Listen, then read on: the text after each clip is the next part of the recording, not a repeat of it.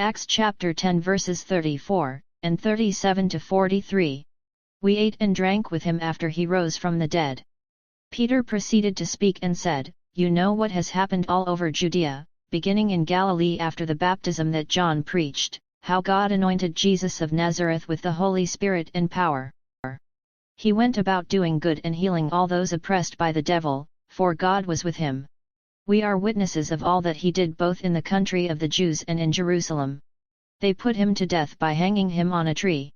This man God raised on the third day and granted that he be visible. Not to all the people, but to us, is chosen by God in advance, who ate and drank with him after he rose from the dead.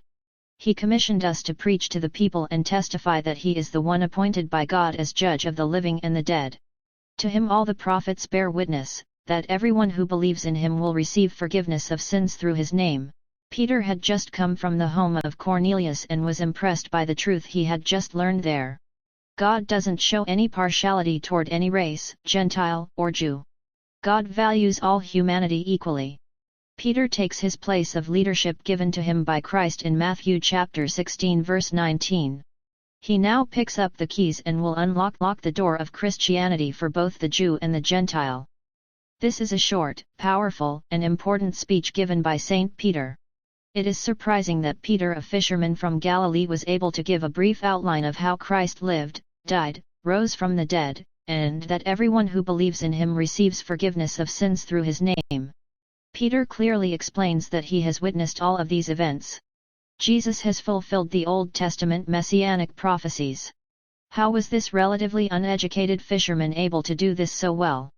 As Luke explains, Peter had help. Chapter 12 verses 11 to 12. And when they bring you before the synagogue and the rulers and the authorities, do not be anxious how or what you are to answer or what you are to say, for the Holy Spirit will teach you in that very hour what you ought to say. In verse 39 we read, "They put him to death by hanging him on a tree." That's an interesting phrase, probably chosen to clearly identify those who put Jesus to death. The Jewish method of execution was by stoning. It was the Romans and the Gentile nations who used crucifixion as punishment.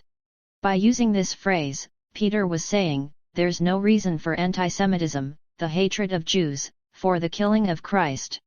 All men are guilty, due to sin, both Jew and confirmation of the work of the Holy Spirit is found in Acts, verse 44 to 45. While Peter was still saying this, the Holy Spirit fell on all who heard the word. And the believers from among the circumcised who came with Peter were amazed, because the gift of the Holy Spirit had been poured out even on the Gentiles.